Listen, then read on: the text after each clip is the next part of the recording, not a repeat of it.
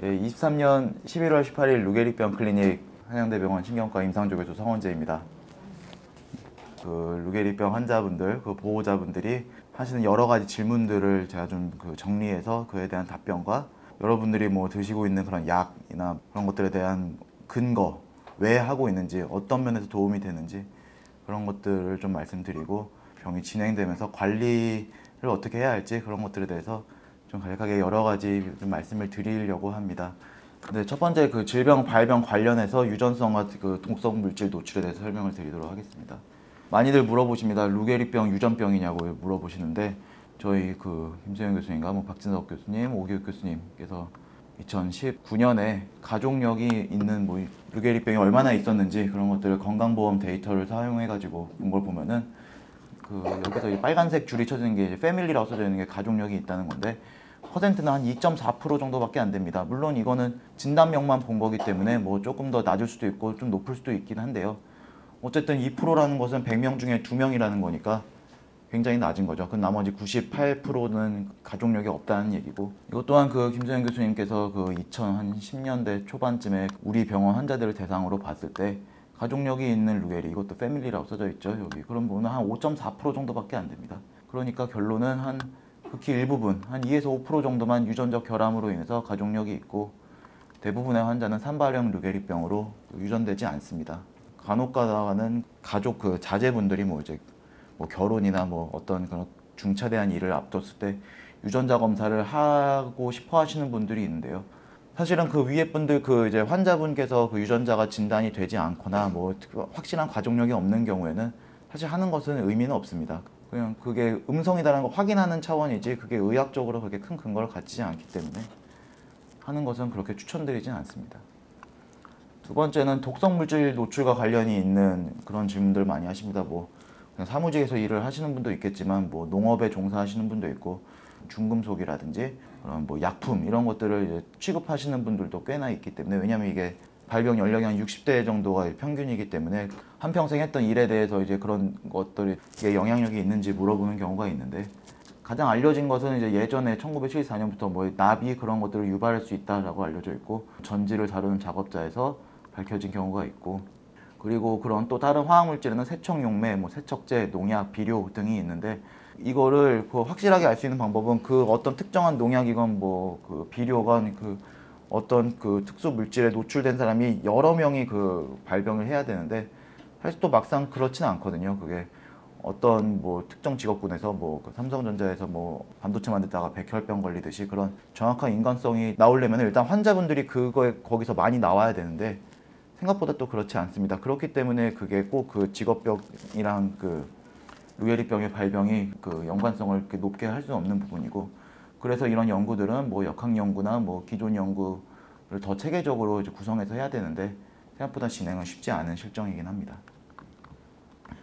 예, 다음은 가장 관심을 많이 가질 약물 치료에 대해서 말씀을 드리도록 하겠습니다.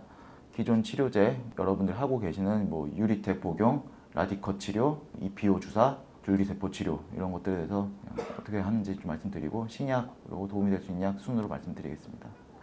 물어보십니다. 유리텍, 라디컷, EPO, 줄기세포 다 해야 됩니까? 라고 이제 말씀을 이제 많이 여쭤보시는데, 일단 그 약이 어떻게 작용되는지를 간략하게 알아야 이 약을 같이 복용하는 뭐 그런 기전을 알 수 있기 때문에 설명을 드리면은, 릴루졸 여기 그 복용하는 거죠. 먹으면은 소화가 돼서 이제 간으로 대사가 돼서 그 이게 그 이제 뇌로 가는 길이라고 생각하시면 됩니다. 혈액으로 있다가 중추 신경계통, 뇌하고 척수가 있는 곳으로 들어가는 과정인데, 그 과정을 통해서 유리텍은, 릴루졸은 글루타민 전달을 방해합니다. 이게 독성을 일으킬 수 있다고 알려져 있기 때문에 그걸 방해를 하고, 라디컷, 에다라브는 그 주사로 맞죠. 그래서 이제 뭐 간으로 이렇게 대사가 되거나 뭐 소화 기능을 거기 통과하지 않기 때문에 어쨌든 그 혈액이나 이제 그런 그 돌다가 또 똑같이 뇌하고 척수 들어가서 항산화 효과, 자유 레디컬 뭐 이런 거 들어보셨죠? 이제 몸에 그런 스트레스를, 운동신경에 스트레스를 주는 그런 인자들을 그 처치를 한다 이런 목적으로 하기 때문에 작용하는 기전이 다릅니다. 그래서 이 둘을 같이 하는 거에 대해서는 이 방면으로도 치료를 하고 저 방면으로 이제 처치를 해서 운동신경이 손상되는 것을 최대한 방지하는 것이 이제 목적이고요. 모집은 다 완료되었지만 삼상을 하고 있는 줄기세포 치료 같은 경우도 몸 안에 면역세포, 이게 그 신경염증이나 이런 것들이 관여를 한다고 알려져 있기 때문에 질병의 발생 과정에서 이렇게 그 염증 뭐 관련 세포에 그 작용을 하고 진짜 항염증 물질 뭐 이런 그 대식세포나 이런 것들에 대해서도 이제 작용을 하는데, 이것 또한 작용하는 기전이 아까 그 말씀드렸던 두 개가 다른 겁니다. 그래서 그렇게 같이 하는 것을 일단은 말씀을 드리는 거고, 뭐 임상시험이나 이런 것들 할 때 뭐 유리택이나 뭐 에다라본 이런 것들을 이제 맞으면서 서로 보완적으로 이거 처치를 같이 할 때 같이 하면서 연구를 많이 했습니다. 그래서 그런 것들이 뭐 위험성이나 안전성 이런 것들이 어느 정도 확보됐다고 보시면 되고, 우리 병원에서 그 예전부터 이제 그 신경 보호 효과를 기대하면 사용하고 있는 에리스로포이에틴, EPO 주사 이런 거 같은 경우는 이것 또한 그 저희가 논문을 작성을 해가지고 발표를 했는데, EPO 주사를 할 때 이 우리가 그 점수 체크하는 거 있죠. 그 이제 환자분들 상태가 어떤지 그 여러 가지 항목을 나눠서 점수를 매기는 ALS, FRS 점수가 감소가 더 줄어드는 게 확인이 됐고, 그 릴루졸 투약을 하면서도 뭐 유지를 했기 때문에 그거에 대해서도 이제 서로 보완적으로 뭐 위험성을 일으킨다든지 그 없었기 때문에 안정성을 어느 정도 말씀드릴 수 있지만, EPO와 에다라본의 그 연관성은 연구가 된 바가 없습니다. 뭐 이건 저희가 하지 않으면 사실 할 수 없는 거긴 한데, 저희가 뭐 여러 가지 사정으로 진행을 하지는 못하고 있어서 그거에 대해서는 이제 알려진 바가 없기 때문에 질문을 이제 주시면은 기전이 모두 다르기 때문에 동시에 다양한 치료를 하는 것은 도움이 될 것으로 판단이 됩니다. 하지만 EPO 주사는 릴루졸을 제외한 약제와 병용할 때 효과를 그 연구하지 않았기 때문에 작용을 이제 확실하게 말씀을 드릴 수 없어서 그렇게 강력하게 추천을 드릴 수 없다라는 정도로 이제 이해하시면 되겠습니다. 그리고 라디컷을 이건 보통 처음 시작하시는 분들이 이제 많이 질문을 하시는데요. 라디컷을 얼마 동안 대체 맞아야 됩니까? 라고 이제 물어보십니다. 처음에 이 라디컷 주사가 이제 그 승인을 받게 된 그 임상 실험을 보면은 24주 그 6개월 동안 이제 주사 투약을 합니다. 그러니까 6사이클이죠. 한 달에 한 번씩 한 달에 한 번씩 뭐 첫 회에는 14일, 그 이후부터는 10일씩 맞으니까요. 그럴 때 보면은 6개월간 2.49점, 그 아까 말했던 ALS, FRS 점수가 덜 떨어졌다라고 이제 보는 거고, 대조군에 비교했을 때 점수 떨어지는 폭이 이제 훨씬 더 적었다 이런 식으로 이제 했기 때문에 연구 자체는 6개월에 맞춰져 있습니다. 그렇기 때문에 6개월을 추천을 드리는 거고, 근데 이제 6개월만 맞고 뭐 끝을 낼 이유는 그 정도지만 이제 뭐 또 계속 이제 좋다는 거를 뭐 굳이 마다할 이유는 없으니까 계속 이제 맞게 되는데요. 기사에서도 뜹니다. 루게리병 치료제 라디컷이 장기전 효과에 물음표를 갖다. 이건 작년 1월 달에 나왔던 기사인데요. 그 기사의 근거는 이런 외국에서 이건 13.9개월, 이게 중간값이 13.9개월이면은 12개월이니까 1년 넘게 맞은 분인데요. 뭐 그 중에는 뭐 더 길게 맞은 분도 있고 더 짧게 맞은 분도 있고, 이거 에다라본 맞은 그 군과 그냥 그 맞지 않았던 뭐 릴루졸 치료만 그리고 보존적인 치료만 했던 분들 이렇게 봤을 때는 질병 진행의 차이가 크게 없었다라고 이제 밝혀졌습니다. 그리고 뭐 생존 확률, 인공호흡까지의 시간, 뭐 질병 진행에서도 유의한 차이가 밝혀지지 않았다라고 알려져 있는데요. 또 그에 반면에 이것도 작년에 그 한국의 그 경북대에서 그 연구를 한 건데, 이분들도 그 좀 더 길게 이제 맞아봤습니다. 이제 72주, 그러니까 한 1년 반 정도까지 이제 맞은 건데, 그런 분들의 그 감소 폭이 이 정도였다. 0.96점 깎이고 0.7점 깎이고 1.18점 깎이고, 아무래도 뭐 조금 더 빨라지는 경향성은 이제 있긴 한데 적당한 효과는 있어 보인다. 그렇게 드라마틱한 효과는 없다. 하지만 적당하게 있어 보이고 안정성은 그래도 있어 보인다라는 거기 때문에, 라디컷은 얼마 동안 맞아야 한다는 질문에 대해서는 효과가 있다고 밝혀진 기간은 6개월이지만 그래도 뭐 안정성에 큰 문제가 없고 그 질병의 진행에 있어서 어느 정도 효과가 아예 없는 건 아니기 때문에 여력이 된다면은 담당 선생님과 상의해서 결정하는 것이 맞겠다라고 설명드릴 수 있겠습니다. 또 관심을 가지시는 게 이게 계속 주사로 맞기가 힘드니까 라디컷 먹느냐, 언제 나오는지 많이들 물어보시는데요. 뭐 미국이나 뭐 일본 같은 데서는 사실은 시판이 되었습니다. 근데 여러 가지 뭐 이유로 아무래도 뭐 그런 시장 크기나 뭐 좀 아쉽죠. 뭐 나라가 뭐 그렇게 이 약의 주도적인 위치를 갖는 거는 아니기 때문에 내부의 사정을 정확히는 뭐 듣지 못했는데, 일단 예정되는 거는 25년 초 정도로 알고 계시면 좋을 것 같습니다. 다음은 이제 임상 실험입니다. 뭐 특히나 뭐 그 이제 병을 진단받은 지 얼마 안 되신 분들은 이제 검색하는 과정에서 임상 실험 같은 게 있다는 걸 이제 아시게 될 거고, 그런 것들이 어떤 게 있는지 궁금할 텐데, 이거는 우리나라 이제 우리 센터는 아니고 미국의 하버드대 힐리 센터라고 해서 여러 가지 약을 그 가지고 임상 시험을 하는 그런 플랫폼 스터디입니다. 그러니까 여러 가지 약이 이렇게 있습니다. A, B, C, D, 뭐 이제는 E, F, G까지 나왔는데요. 여기서 뭐 환자분이 투약을 하고, 근데 이제 투약을 안 하는 분이 있어야지 그 임상시험은 된단 말이죠. 근데 이런 환자분들이 너무 많아지니까 여기서는 뭐 대조군을 공유한다 뭐 이런 식으로 이제 하는데, 사실 우리 실정에서 하기는 좀 어렵긴 합니다. 근데 이제 보여드리는 것은 뭐 여러 가지 약들이 임상시험을 들어가고 있다. 그리고 그 중에는 뭐 김소영 교수님과 이제 뭐 저희가 다 같이 미팅을 하면서 이렇게 뭐 좀 추진을 하고자 하는 그런 팀들도 있어서 그런 것들 좀 말씀을 드리는 거고, 이게 그 본원 임상 실험에서 이제 하고 있는 것들입니다. 이 세 개인데요. 결론부터 말씀드리면은 그 대상 모집이 끝났거나 아니면은 특정 유전자 변이가 있어야지만 참여를 할 수 있습니다. 그래서 현재 상태에서는 산발형 그 루게리병 그 대다수를 차지하는 분들이 처음에 진단을 받았을 때 들어갈 수 있는 그 임상 시험은 없습니다. 없고 현재 진행하는 것들만 이렇게 말씀을 드렸고, 요 AP101이나 이제 그 아이오니스에서 그 하는 연구들은 유전자 변이, SOD1 변이나 퍼스트 유전자 변이가 있어야지만 참여를 할 수 있기 때문에 열려져는 있지만 사실상 닫혀 있는 거나 다름없는 상황이고요. 항상 그 뭐 변화가 있을 수 있기 때문에 또 진행이 되는 상황은 또 클리닉이나 이게 환자분들 외래나 입원 통해서 또 말씀을 드릴 계획입니다. 신약 뭐 아직 그 뭐 손에 쥐어진 약은 거의 없긴 한데요. 일단은 여기서 이렇게 여러 가지 있는 것 중에 AMX003호라는 약이 있습니다. 아밀릭스에서 만들고 미국에서 어프로브 되고, 사실 우리도 처방을 받을 수 있긴 있습니다. 저희가 처방을 한다기보다는 희귀의약품 센터의 그 정식적인 그 통관 절차를 통해서 받을 수가 있는데요. 여쭤보십니다. 렐리브리오, 캐나다에서 알브리오자라고 이제 부릅니다. 많이들 궁금해 하시는데요. 왜냐면은 이게 정말로 이제 우리가 먹을 수 있는 신약 중에 하나이기 때문에. 그 두 가지 약제가 복합되어 있습니다. 투드카라는 그 과일 담즙과 관련된 그런 그 물질과 소디움 페닐뷰티레이트라는 그 소변 계통에 뭐 그런 쪽에 문제 있을 때 사용하는 약인데요. 요 두 개를 합치니까 미토콘드리아나 이런 세포 외 물질 이런 데서 스트레스를 낮추면서 세포 사멸을, 운동신경을 좀 지켜줄 수 있다라고 하면서 이렇게 통에 먹는 약으로 출시되었습니다. 한 번에 한 번씩 이제 아침 저녁 2번씩 먹는 거고요. 그거에 대한 그 근거는 이 논문에서 나왔는데, 소디움 그 페닐뷰티레이트 그리고 투스카 이런 것들 3g, 1g 복합된 제형을 먹었더니 안 먹은 분보다 한 0.4점 정도 월당 덜 깎였다 밝혀져서. 근데 이제 투약은 한 번에 이렇게 이용량을 다 먹는 건 아니고 한 번만 먹다가 3주 있다가는 2번 먹는 이런 식으로 이제 그 설계를 했다고 했습니다. 뭐 근육 강도 감소율, 뭐 신경 손상 지표를 나타내는 생체 표지자, 호흡, 사망, 기관절개, 뭐 영구적인 그 마스크 계속 사용하는 것들은 차이는 없었습니다.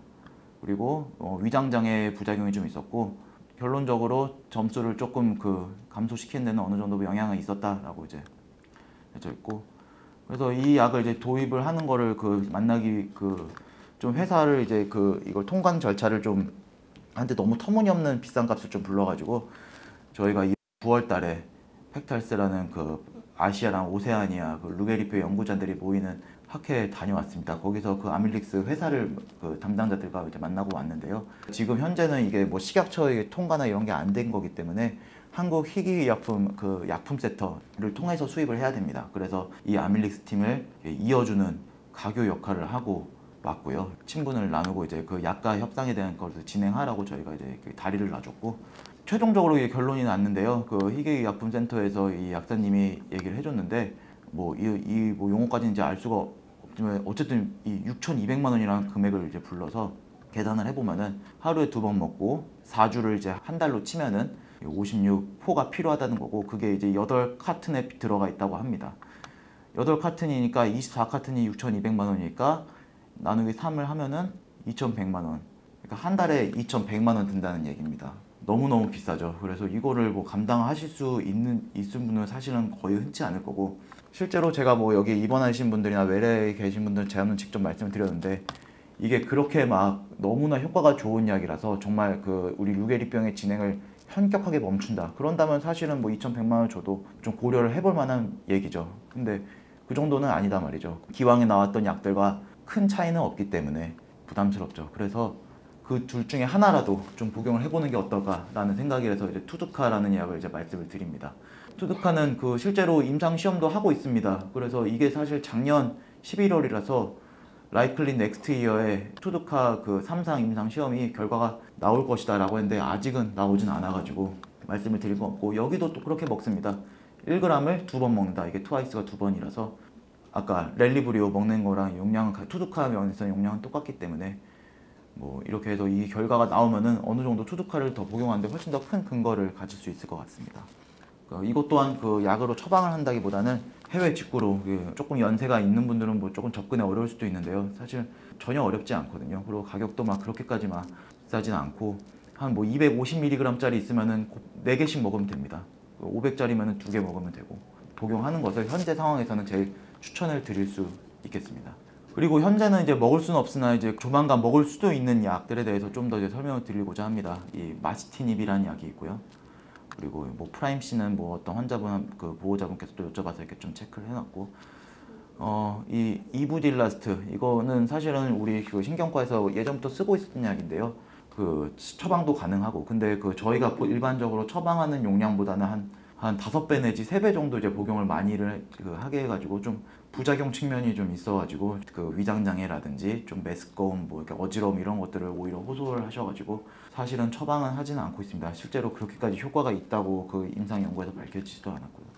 마시티닙이라는 약이 있습니다. 그 프랑스 회사에서 이제 만든 건데요. 초기 루게릭 환자에서 뭐 이런 전체 생존 기간을 뭐 25개월 정도 연장했다. 25개월이면 꽤 길죠. 한 2년 정도 되는 건데 그런 것들을 이제 그 초기 환자들에 의해서 좀 해봤고 뭐 여러 가지 또 그 제한은 있습니다. 뭐 중증의 환자에게서는 하지 않았고, 그래서 뭐 2018년에 이게 나왔던 건데 현재는 3상 임상 시험을 하고 있습니다. 뭐 우리 그 클리닉에서는 하지는 않고 있지만 이 마시티닙이라는 약은 그 강아지 항암제거든요. 강아지에서 무슨 그 암 같은 거 있을 때 뭐 피부암이나 이런 거 있을 때 쓸 수 있는 건데 뭐 강아지 줬던 거라서 뭐 어떻게 쓰냐 그렇게 할 수 있는데 안정성은 이미 다 확보를 하고 나서 이제 검사를 하는 거기 때문에 약가가 엄청나게 그렇게 지금 렐리브리오만큼 비싸거나 그럴 것 같지는 않다고 생각을 하고 있어서 어느 정도 환자분들께 이제 사용을 할 수 있다라는 허가가 나오면은 최대한 빨리 도입을 해가지고 이것 또한 그 기전이 좀 다르기 때문에 좀 그 환자분들께 도움을 되게 하게끔 하려고 생각하고 있습니다.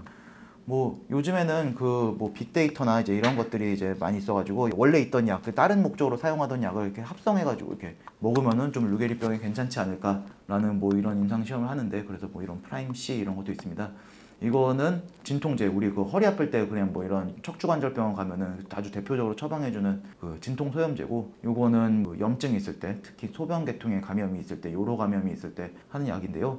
요 두 개를 합치니까 뭐 그 세포 내에서 그런 스트레스나 이런 것들을 줄여가지고 운동신경을 덜 망가지게 하는 뭐 이런 것들인데, 뭐 안정성은 큰 문제 없는데 뭐 특수한 그런 지표들을 좀 낮춰줄 수 있다 뭐 이런 것들도 있어서 한번 설명을 드리고, 진유브 이런 것들은 그 우리나라에서 만든 약이고 그 뭐 세브란스나 그 삼성의료원 이런 그 타원에서 이게 좀 했었는데 이미 뭐 모집은 끝난 걸로 알고 있고, 데날리 회사에서 이런 것도 말씀을 드리는 거는 저희 팀과 미팅을 했기 때문에 말씀을 드리는 겁니다. 세포 수준에서 스트레스 과립 이런 거 있는데요. 이런 것들을 좀 뭐 약화시킬 수 있다 이런 것들이고, 그래서 이런 것들도 그 트라이얼에 들어갔기 때문에 당장은 아니더라도 뭐좀 가능성이 있어서 그냥 설명을 좀 드리고요.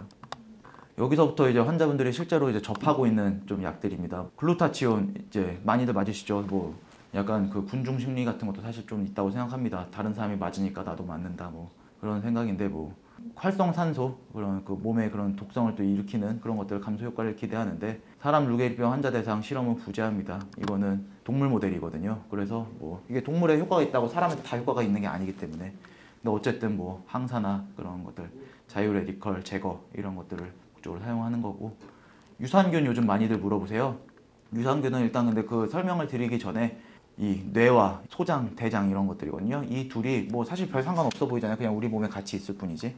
근데 이게 그 뇌에서 이런 그 신경을 통해 가지고 미주신경을 통해서 그 소장이나 이런 것들, 뭐 대장, 소화 이런 것들이 다 영향을 끼치고, 여기서 이제 그 소화가 된 것들은 또 이제 혈액이나 이런 데 다 흡수가 돼서 뇌까지 전달이 되는 이런 체계가 있기 때문에 요 체계가 질병의 발생, 뭐 이건 비단 뭐 루게리뿐만 아니라 뭐 파킨슨에서도 그렇고 여러 가지 신경 퇴행성 질환에서 이 음식이나 뭐 이런 그 장내 세균, 특히나 뭐 음식보단 장내 세균이라고 표현하는 게 더 맞는데 그런 것들이 관련이 있다 이렇게 알려져 있어서, 건강한 사람들은 이런 이 장내 이건 장이거든요. 이건 장이고 이게 혈관 통해서 이제 신경계로 가는 과정에서 이 세포와 세포벽에 이런 이 틈 같은 게 있는데 이런 것들이 탄탄하고 뭐 세포 통해서 이게 갈 만한 건 가고 이제 안 갈 만한 건 안 가고 그러는데 여기서는 그 이제 좀 몸이 안 좋은 분들은 이런 그 틈도 좀 문제가 생기고 그러면서 뭐 이런 그 장내 세균의 그 항상성이라고 하죠. 이런 것들이 이제 무너져 가지고 병의 그 발병에 기인할 수 있다. 이런 기본적인 컨셉을 가지고 있기 때문에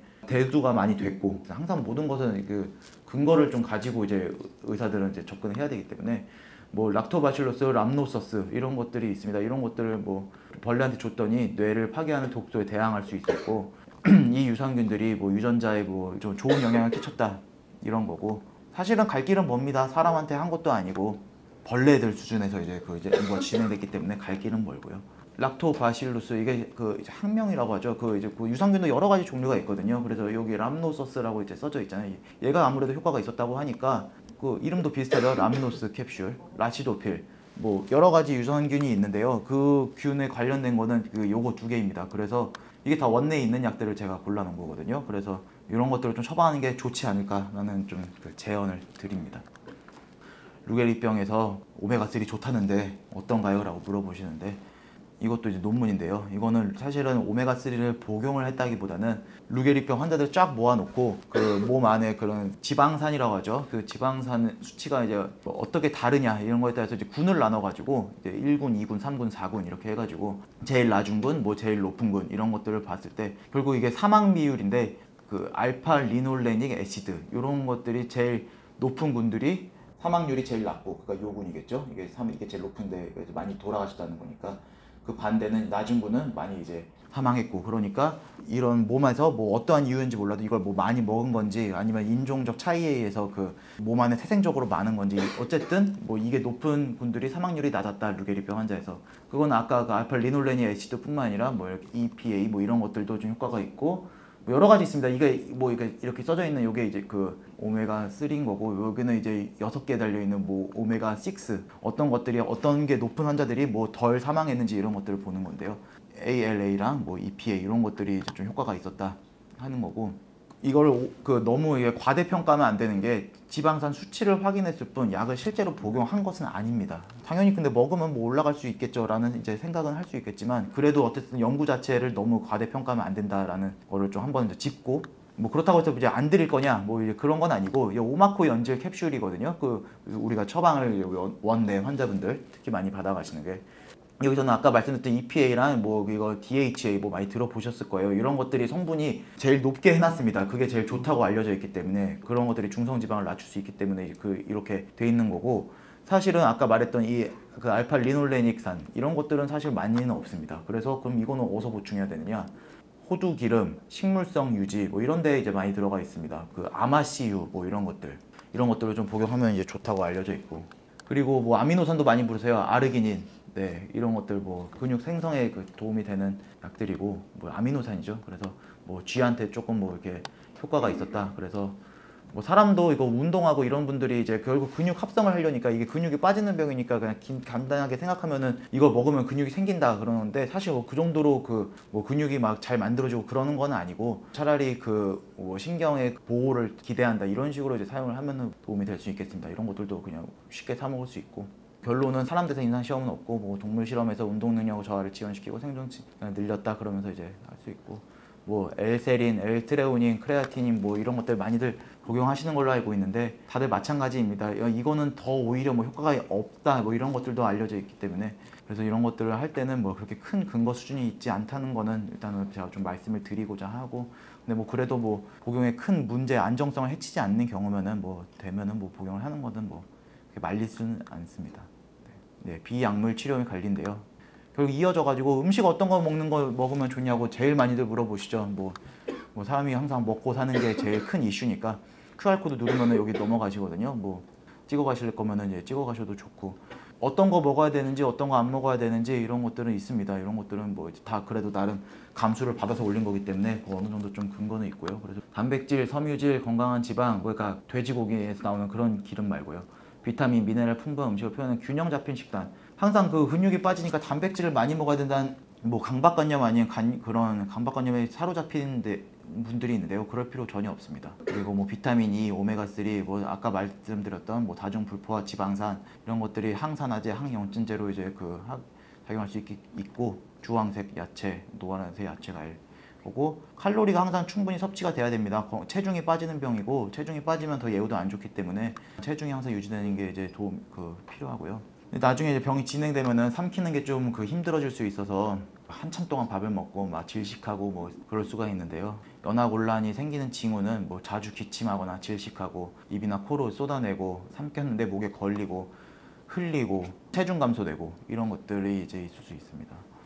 그래서 합병증을 예방하려면은 천천히 먹고 조용히 이제 좀 편안한 상태에서 먹고, 말하지 마시고 다 먹고 소화 다 시키시고, 그렇게 좀 권장을 드리고, 반숙 계란, 사과 소스, 뭐 자리금, 이게 사실 뭐 미국 음식들이기 때문에 좀 뭐 정서에 안 맞는 것도 좀 있습니다.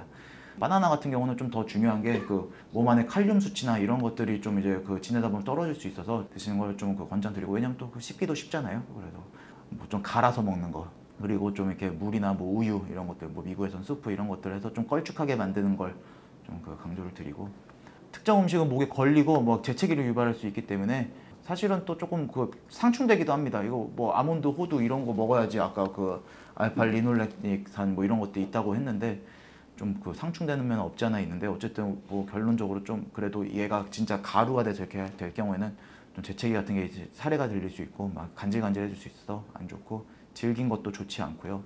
뭐 단백질, 야채, 과일, 유제품 다 일반적인 얘기입니다. 그냥 고루고루 균형 잡힌 식단을 하시라고 이제 말씀을 드리고요. 아까 말씀드렸던 그런 오메가3, 꼭 오메가3를 꼭 오마코를 안 먹어도 이런 데도 있습니다. 그래서 이런 것들을 좀 잘 버무릴 수 있는 그런 음식들을 드시는 것도 추천을 드리고요. 섬유질, 그리고 또 이동이 적으면은 대변도 잘 못 보기 때문에 그런 섬유질 같은 거를 많이 복용을 해야 됩니다. 아무래도 야채에 많이 있겠죠. 뭐 곡물 이런 것들도 우리나라 밥에도 좀 섞어서 드시면 좋을 것 같고, 뭐 케톤 생성 식단, 뭐 구석기 식단 이런 것들이 있습니다. 그래서 저희 외래에서는 최근에 영양팀과 이제 해서 이렇게 신경계 퇴행성 질환을 예방을 만들기 위한 마인드 식단 이런 것들을 이제 했습니다. 지중해식 식단이거든요. 거기에 그런 뭐 유제품도 있고, 뭐 야채도 있고, 뭐 오일류도 있고, 등푸른 생선 뭐 이런 것도 있고, 오메가 지방산 이렇게 있기 때문에 올리브오일도 있고, 그래서 이런 것들을 드시는 거를 권장드립니다. 안 먹어야 될 거 아까 이렇게 좀 말씀드렸죠. 그런 것들. 그래서 이런 것들도 외래에 있으니까 저희가 필요하신 분들 좀 드리도록 하겠습니다. 다시 또 삼킴 장애가 항상 또 이슈입니다. 잘 드셔야 되는데 영양 관리를 잘 해야지 고지방 식단보다는 고열량 식단이 이제 생존 효과에 더 영향을 좋고, 밥을 잘 먹어야 뭐 이거는 사실은 루게리병도 당연히 마찬가지고, 뭐 연세가 먹어가는 시부모님들, 뭐 장인 장모님들 이런 분들 마찬가지입니다. 잘 먹어야지 기운이 있고 피곤하지 않기 때문에 이런 것들은 너무 기본적인 요소이고요. 탈수되면 안 되고 살에 들리면서 폐렴 생길 수도 있고, 그래서 이렇게 숨 쉴 때는 이렇게 숨 쉬다가 밥 먹을 때는 이렇게 딱 막혀가지고 이렇게 이쪽 뒤쪽으로 이렇게 식도 쪽으로 이렇게 넘어가는 원리인데요. 사례가 덜 들리고 그러려면은 항상 이렇게 말씀을 드려요. 턱을 좀 당겨가지고 이렇게 여기를 넓히고 기도는 상대적으로 좁히고 이런 식으로 해가지고 식사를 천천히 하는 것을, 특히나 물 같은 거 마실 때 물이 사례가 제일 잘 들리니까요. 목에 밀착해서 이렇게 먹으라고 말씀을 드리고, 힘을 줘서 세게 꿀꺽 하는 이제 그런 것들, 그러니까 항상 우리가 먹을 때 그냥 설렁설렁 먹으니까 그냥 사례도 들린단 말이죠. 그래서 좀 식사를 할 때 좀 남들보다 좀 피곤한 좀 과정을 거쳐야 되는 거죠. 하지만 그래도 이런 것들을 해야 사례가 안 들리고 문제가 안 생기기 때문에 이렇게 좀 삼키라고 말씀을 드리고, 바삭바삭했다가 부드러워졌다 이런 것들은 좋지 않습니다. 그리고 주의가 필요한 음식은 계속해서 말씀을 드리죠. 이 중에는 뭐 좀 겹치는 것도 있는데 견과류 항상 나오고, 네, 뭐 껍질 있는 것들도 좋지 않고요. 부스러지는 거 안 좋고, 점도 증진제 같은 걸 통해서 좀 액체류 같은 거를 좀 이제 좀 더 걸쭉하게 만들어서 약간 죽같이 탕수육 소스 같이 약간 이렇게 해가지고 좀 먹는 방법도 이제 도움이 되겠습니다. 이런 것들은 이제 경관급식제들이긴 한데요. 이런 것들을 사실 위루관을 하지 않으면 이게 급여 처방이 안 되기 때문에 사실 육회와 사 먹는 거랑 그냥 큰 차이가 없습니다. 그래서 드실 거면은 위루술이 없는 상태에서는 어떤 걸 드셔도 상관이 없는데, 위루술을 하면 당연히 이런 것들을 반드시 이제 기본 섭취 물질로 들어가야 됩니다. 안전한 식사 방법 다시 말씀드리고, 위루술 언제 하는지 물어봅니다. 사실 이건 다들 하기 싫어하는데 어느 정도 하면 좋은 시점이, 해야 되는 시점이 있기 때문에 좀 굳이 시간을 들여서 이렇게 말씀을 드리는 겁니다. 뭐 하는 과정은 나중에 하게 될 때 또 말씀을 드리겠지만, 여기 위장관이 있고 내시경 하듯이 들어가가지고 여기다 이제 구멍을 이렇게 쏙 내가지고 여기다 이 체인 같은 거, 꽃체인 같은 걸 하나 껴놓고 목 안으로 들어온 관을 이게 쑥 바깥으로 이제 빼내는 그런 과정이고요. 금방 합니다. 워낙 많이 하셔가지고 소화기내과 선생님들께서 너무 잘해주시기도 하고요. 언제 해야 되냐? 평상시 체중에 비해서 5에서 10% 체중이 감량된 시점이라고 합니다. 체질량 지수 BMI가 18.5 미하가 되는 시점이고, 연하곤란이 너무 심해져가지고 식사가 힘들어지는 경우, 그리고 이건 좀 다른데 이 상태가 아니면은 이제 약간 하기 어려울 수도 있다라는 것들인데요. 폐활량, 우리 그 막 후 보는 검사 다들 해보셨을 텐데 이런 게 잘 유지가 될 때 해야 되고, 체중도 너무 빠지면 안 되고, 한 뭐 60kg 환자가 4분의 1이 빠져가지고 한 15kg 빠졌다. 그러면 이제 안 된다고 하는데, 사실은 이런 경우가 훨씬 더 많습니다. 왜냐면은 이게 5%대 체중 감량했을 때 하기는 쉽지 않거든요. 왜냐면 60kg인데 5%면은 20분의 1이니까 3kg밖에 안 되거든요. 그럼 이미 병원 올 때 다 빠져서 온 거기 때문에 뭐 그때부터 바로 위로스를 해야 되냐? 그래서 사실 그렇게까지는 잘 못하죠. 근데 이제 10% 정도 됐을 때, 그러면은 한 6kg 정도 빠지고 뭐 10kg 정도 빠졌다. 그럴 때는 좀 더 보충을 잘 해보고, 회복이 안 되면은 위로스를 해야 됩니다. 체중 검수가 이렇게 크면은 위로스를 해도 회복이 힘들다라고 알려져 있는 연구도 있고, 폐활량 이거 아까 얘기했는데, 근데 뭐 좀 줄어도 할 수 있습니다. 물론 할 때 저희 의료진은 굉장히 조마조마합니다. 특히 그 자리에 같이 가는 우리 전공의 선생님들은 굉장히 떨리면서, 왜냐면 그 진정제를 사용을 하기 때문에 그 호흡이나 이런 것들이 이제 확 저하가 될 수 있거든요. 그래서 못 하고 오는 경우도 있고, 너무 병이 진행되면은 그 입을 잘 못 벌려서 못 하는 경우도 있는데요. 그래서 너무 늦게 하는 거는 여러 가지로 권장을 드리지 않습니다. 차이 없이 잘 할 수 있다고 하더라도요. 위로술 효과는 당연히 좋습니다. 그래서 지하층 증가가 잘 되고, 부작용이 당연히 없진 않습니다. 이게 관이 거치되어 있기 때문에 자주는 아니더라도, 엄청 깨끗하게는 아니더라도 관리를 하긴 해야 되고, 빠지고 염증 생기고 감염되고 삽입 부위가 벌어지고 교체도 해야 되고 그런 게 있는데, 그래도 어쨌든 그 생존기간과 직결되는 이것들을 이런 이유 때문에 안 할 수는 없습니다. 그래서 반드시 해야 될 시점에서는 하라고 말씀을 드리고요. 효과는 2.5kg가 증가했다. 개월수도 생존기간도 늘었다. 그렇습니다. 거의 마지막인데요. 운동 뭐 해야 되냐고 물어보십니다. 또 이것 또한 환자분들과 보호자분들이 이제 그 진단을 처음 받을 때부터 중기, 후기로 갈 때 다 이제 필요한 것들인데요. 1단계에서는 아무래도 독립적으로 움직일 수 있을 때는 정상적인 육체 활동을 하고, 관절 같은 게 좀 약해지고 이제 좀 덜 쓰는 그런 부위는 그래도 할 수 있는 선에서는 좀 하고, 스트레칭을 계속 하고, 정상 근육에는 가벼운 아령, 그러니까 무거운 걸 절대 할 필요 없습니다. 무거운 걸 한다고 해서 이게 근육이 막 더 붙고 이러지 않기 때문에, 오히려 더 지침을 더 유발할 수 있기 때문에 가벼운 그 아령을 통해서 저항을 좀 주는 정도만 하시면 좋고요. 유산소 운동 같은 거는 이제 할 수 있는 선에서는 하시는 게 좋습니다.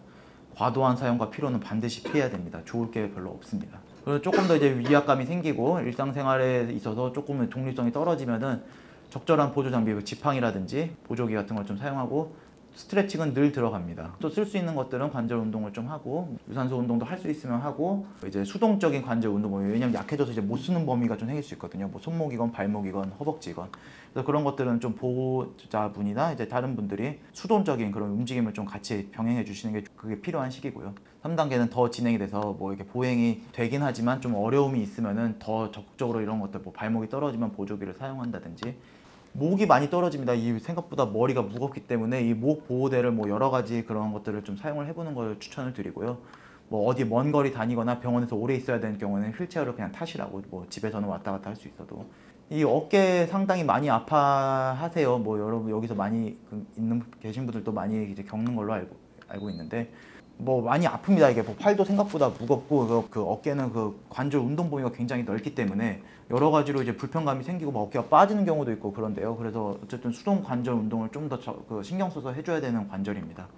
유산소 운동을 할 수 있으면 하고, 경직이 좀 발생할 수 있습니다. 그럴 때 이제 그 보호자분들께서 좀 풀어주는 스트레칭이나 이런 것도 좀 도와주면서 집안에 이런 것들을 좀 설치 같은 걸 해가지고 넘어지지 않게끔, 넘어지면 더 큰 문제가 생길 수 있기 때문에 그런 것들을 좀 하라고 말씀드리고, 하지 위약이 더 심해지고, 이건 좀 여기서부터 좀 단계에 나누는 게 조금 의미가 없긴 한데, 하지가 심할 경우에는 휠체어를 타고 다니고, 이제 그 신체 구축을 항상 이제 막아줘야 됩니다. 이제 몸이 뻣뻣해지고 이제 그 구축으로 인한 통증이 있을 수가 있기 때문에, 자세에서 불편해서 계속 눌려서 아프고 이런 것들이 있을 수 있어서 이런 것들을 좀 유의하고, 이제 더 심해지면은 조금 따뜻하게 이제 관리를 해준다든지, 조금 더 강력한 목 지지를 해준다든지 이런 것들을 해주시면 좋을 것 같고, 마지막으로 다 의존적인 상태가 되면은 계속 체위를 바꿔서 아프지 않게 욕창 안 생기게 계속 해줘야 되고요.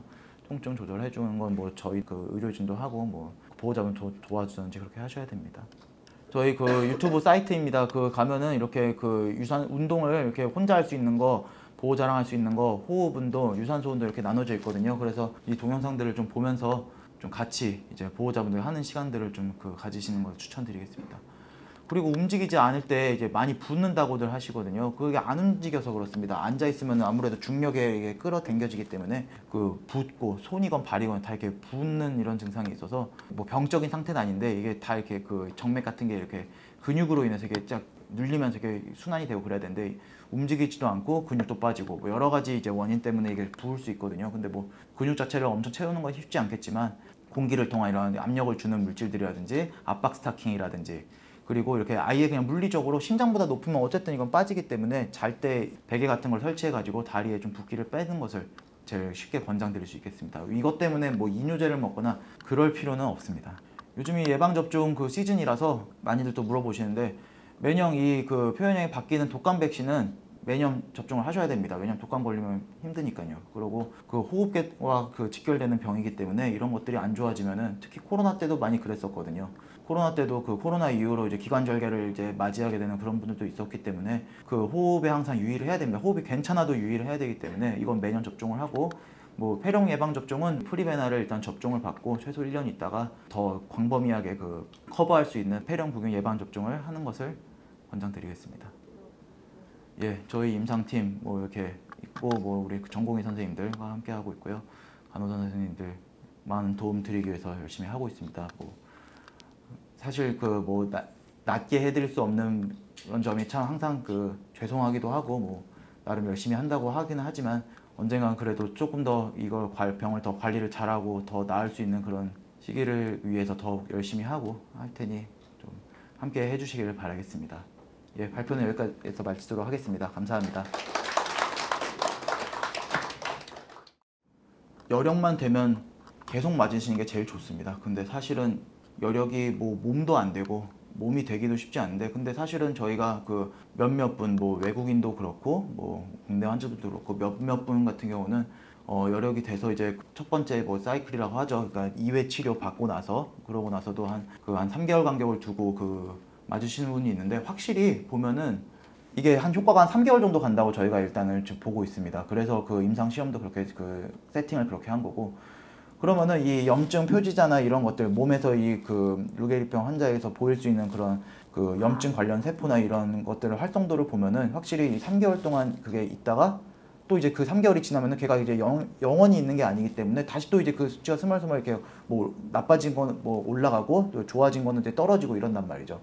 그럼 이제 그걸 다시 하면은 다시 또 떨어집니다. 그러면서 그게 이제 반복이 되는 거죠. 그러면은 아무래도 질병 진행이나 이런 것들이 더뎌지게 됩니다. 그리고 이걸 딱 수치화해서 이게 보여드릴 수는 없지만 실제로 이걸 한참 맞으시다가 9번, 10번 이렇게 맞으시다가 이제 여러 가지 사정으로 중단을 하면은 확실히 이 감소 폭이 이 점수 떨어지는 ALS, FRS라는 점수 아시죠? 외래에서 체크하는 점수가 많이들 떨어져요. 물론 이게 시기가 오래돼가지고 이제 떨어질 때가 돼서 그런 걸 수도 있겠지만 어느 정도 줄기세포의 효과는 중등도 이럴 때까지는 이제 된다고 보기 때문에 사실 하실 때는 계속 하는 게 좋긴 하지만 이제 많이 진행이 돼가지고 기능이 많이 떨어졌을 때는 결국 있는 기능을 최대한 유지하는 게 목표인데 있는 기능이 많이 떨어지면은 사실은 그때는 약의 효과도 효과지만 어쨌든 큰 효용이 없을 것으로 판단이 되기 때문에 그럴 때는 좀 그렇게 크게 가치가 있을 것 같지는 않습니다. 그래서 횟수는 사실은 많이 해도 상관없습니다. 그냥 계속 유지가 된다면요.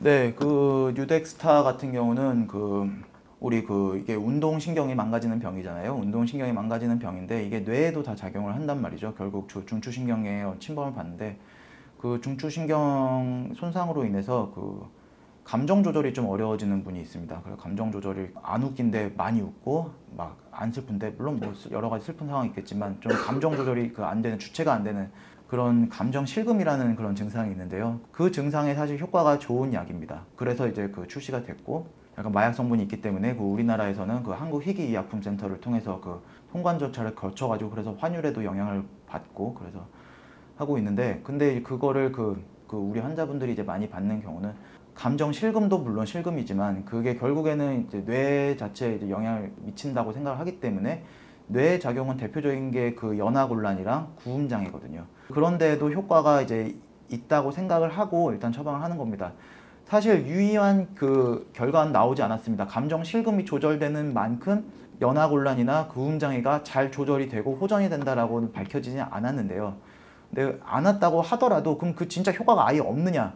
그렇진 않다고 이제 보고 있습니다. 그렇기 때문에 그게 통계적인 그 차이가 없었을 뿐이지 어느 정도 효과는 있다라고 생각을 들어서 그것도 마찬가지로 이제 그게 증상이 더 나빠지지 않게 하는 그런 걸 생각을 해서 일단은 저희가 그 뉴덱스타 처방을 받으시라고 말씀을 드리는 거고, 그걸 먹는다고 해서 구음장애 생길 게 안 생기느냐? 뭐 그렇진 않습니다. 그래도 어느 정도 발생이 한 거에 대해서는 이걸 최대한 좀 그 악화를 방지시켜야지 우리가 식사도 잘 하고 말도 잘해서 의사소통도 잘 되고 하니까요. 그래서 그런 식으로 저희가 그 한국희귀의약품센터에 필요한 진단서나 소견서를 저희가 이제 발부해 드리고, 그 필요한 신청서나 그런 것들은 그 외래에도 있고 뭐 인터넷에도 있고, 그래서 그걸 작성해서 같이 내시면은 약을 수령할 수 있습니다. 신약들이 그 막 대단한 신약을 뭐 이렇게 새로 만드는 게 생각보다 그 쉽지 않습니다. 이게 뭐 그 없는 물질들을 이제 그 만들어서 하는 게 생각보다 쉬운 게 아니기 때문에, 그래서 그 기존에 있는 그런 약들을 조합을 하는 그런 과정은 뭐 그냥 뭐 대충 그냥 하는 건 아니고, 나름 그 요즘에 그런 거 있잖아요. 뭐 빅데이터가 있고 뭐 딥러닝이 있고 뭐 이제 기술이 발전하면서 이제 그런 데이터를 돌려보니까 아 얘랑 합쳐보면은 좋겠다. 그러고 아 얘는 원래 루게리병에 쓰는 약이 아닌데 요게 조금 그 신경세포에 뭐 도움이 될 수 있겠다. 그런 근거에 착안을 해서 뭐 여러 가지 신약을 조합을 해서 만들고 있고, 뭐 사실은 렐리브리오도 뭐 비슷한 이치입니다. 그것도 두 개를 합쳐서 만든 거고, 막 두 개를 합치네, 뭐 세 개를 합치네, 뭐 그런 것들도 연구를 하는 게 많이 있는데요. 과연 그러면 그 약은 사실은 뭐 이렇게 본의 아니게 우리 루게리 환자분들이 먹는 경우도 있거든요. 이렇게 요로 감염 여성분들 많이 생기고, 당뇨 있는 분들 사실 그 메폴민이라는 약도 많이 복용하고 있고, 그런 것들을 근데 신경이 보호해 줄 수 있다라고 하는데, 그러면 그 약 먹는 분들이 루게병이 덜 생기거나 뭐 그래야 되는데, 사실 그럴 만한 통계가 확실하게 있진 않습니다. 근데 뭐 있을 수는 있겠지만, 그래서 조합을 잘 해가지고 그 둘의 상승 작용을 뭐 기대해 보는 거는 그래도 유의미한 뭐 확실한 치료제가 없는 상황에서 해보는 것은 그렇게 의미가 없는 행동은 아니겠지만, 좀 더 그건 그 봐야 될 것 같습니다. 그 임상 실험이 잘 돼서 약의 콤비네이션이 상승 작용을 일으켜서 정말 신경세포를 퇴행을 방지할 수 있는지는 보는 게 좋을 것 같습니다. 네. 치료 기준이란 거는 뭐 저희가 딱 정해져 있는 건 없는데요. 사실 뭐 저 같은 경우는 이제 우리 환자분들 유리텍 일단 복용하는 거를 하고, 뭐 라디컷도 이제 설명을 드리고, 일단은 그 나라에서 허가해준 그런 치료제 위주로 일단은 먼저 말씀을 드리고, 그리고 줄기세포까지 그 나라에서 허가를 해준 거고, 뭐 이피오는 뭐 허가를 안 돼, 뭐 불법적인 약은 아닙니다. 그거는 이제 뭐 신장 기능이 떨어져서 그 적혈구를 많이 못 만드는 건데, 그 여기는 제가 다 싫진 않았는데 치료를 해보고 그러면은 아무래도 신경 보호 효과를 기대하는 겁니다. 퇴행하는 신경세포에 그런 작용을 해가지고 퇴행을 방지하게 하게끔 하는 그런 치료제라고 저희는 사용을 하고 있습니다. 네. 못 맞는 군은 몇 군 있습니다. 정확하게 못 맞는 군들은 그 헤모글로빈 수치가 너무 높아가지고 뇌졸중이 생길 수도 있거든요. 그런 것들이 수치가 너무 높아지면은. 그리고 이제 피가 소위 말해서 찐득찐득해집니다. 그래서 헤모글로빈 수치를 항상 체크를 하는 것은 그 수치를 넘지 않게끔 하기 위해서 이제 하는 거고, 그래서 그 수치가 계속 이게 막 경계선에 있거나 높은 분들은 할 수는 없습니다. 그거 이외에 뭐 이렇게 심근경색이 뭐 반복적으로 있다든지, 어쨌든 그런 혈관계통, 그런 계통의 문제들이 좀 심각하게 있는 경우에서는 루게리병 환자여도 그런 것들은 처방하지 않고, 그리고 기타 이제 상황을 더 이제 종합해서 저희가 그런 것들을 처방을 좀 권해드리고 하고 있습니다. 이미 한 바가 있습니다. 그 시도를 안 해봤던 건 아니고, 엄청난 많은 분들 대상으로 이렇게 대규모로 하지는 않았지만 그 뭐 가족들, 주로 가족이 하죠. 이제 가족에서 이렇게 해서 한 걸 봤는데, 이게 결국에는 뭐 그런 이슈가 있습니다. 이게 환자 골수가 건강한 골수가 많냐? 그 바꿔 말해서, 근데 그 몸이 안 좋다고 해서 다 골수가 안 좋은 건 아니거든요. 어차피 그 골수에서 만들어지는 물질들은 뭐 혈액과 계통 그런 물질들인데, 그런 것들이 안 만들어지는 분들이 아니세요. 그러니까 골수에 막 이상이 크게 있는 분은 아니죠. 그러니까 루게리병이 있을지언정. 그래서 그거에 대한 지나친 걱정, 그것까지는 사실은 뭐 이렇게까지는 하지 마시라고 이제 말씀을 드리는데, 본인이 힘드니까, 근데 이제 본인 걸 채취하기 힘드니까 그런 것들을 그 좀 해볼 수 있겠다라는 생각은 들 수 있다고 생각을 해서 저희가 이제 한 바가 있는데, 아직 그거를 막 상용화하거나 그러지는 않는 실정이에요. 그래서 일단은 현재 당분간은 그냥 본인 거를 사용하게 될 것 같고, 물론 뭐 그거 하는 게 그렇게 쉽진 않지만, 그래도 현재로서는 그런 이식이나 그런 이제 들어가는 과정에서 부작용 같은 거를, 줄기세포기 때문에 항상 조심스럽거든요. 그 암이나 뭐 이런 것들 때문에. 그래서 그런 것들은 이제 아직은 저희가 그렇게 막 임상시험을 더 추가적으로 하거나 이제 그러지는 않고 있습니다. 타인의 줄기세포가 이제 들어가는 것 자체에 대해서 이게 생각보다 간단하지 않습니다. 좀 더 그 연구를 훨씬 더 확실하게 해야 되는 그런 측면이 있어서 저희도 뭐 생각은 가지고 있는데 뭐 일단 그 정도로 알고 계시면 좋을 것 같습니다.